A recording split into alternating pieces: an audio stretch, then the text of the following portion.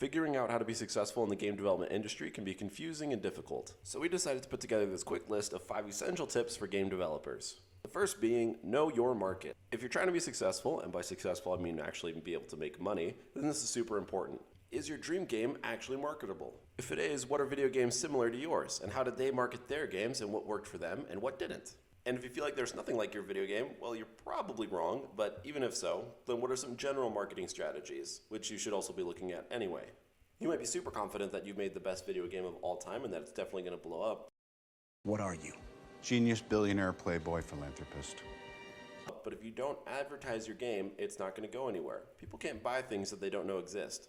Well, at least not on purpose. The second tip is have a reasonable plan. How long will it take you to make your game? Double that time. How often can you work on it without interfering with your life and mental health? Planning on powering through any obstacle, and you might find yourself disappointed.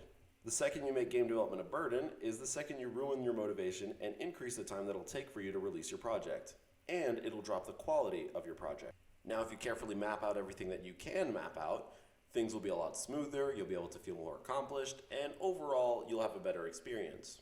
And it'll be 10 times more likely that you actually finish your game. Speaking of actually finishing your game, something that'll help out tremendously with that is being accountable to somebody. Whether you have a partner in crime or a devlog, having to report progress to someone can be a huge help in applying some needed healthy pressure.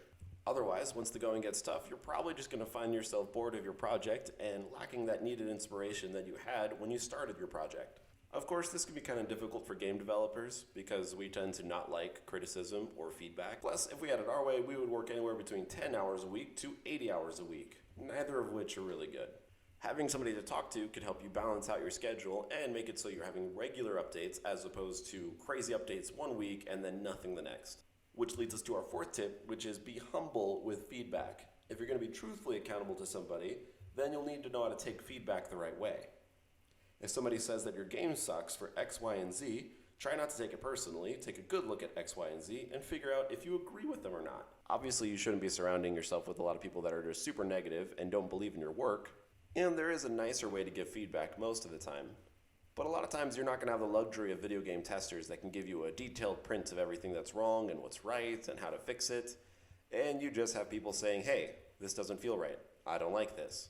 Why does this look like it was drawn by a 5-year-old? The point is, unless you have somebody giving you perfectly honest feedback that's always helpful and never offensive, then you're going to need some thick skin. And by the way, the guy I just mentioned doesn't actually exist. The last and final tip is to actually publish your game. Game developers are still artists, so you might feel like, oh, I'm just going to throw this away, or it's not good enough. But for a brief moment, stop thinking like an artist and start thinking like a business person. You cannot be throwing away months of work because you don't like it. If you feel like you're ripping people off, then drop the price tag or take it off entirely. Just because you're giving your game out for free doesn't mean it's a waste. That's still publicity. Might not be a lot, but it's better than throwing it away. This not only helps you get into the habit of finishing what you started, but it'll give you some experience in the side of game development that honestly a lot of indie game developers don't have enough experience in. If you're new to publishing games, I would not recommend Steam. I would recommend itch.io. And if you're a little more experienced, hit both the App Store and the Google Play Store and then go to Steam. And then, obviously, if you're doing really well, then do Xbox and PlayStation, which Unity lets you do through their partner program. You will need Unity Pro in order to use that partner program. You can use our affiliate link if you're ready for that. But I seriously recommend just starting out with itch.io.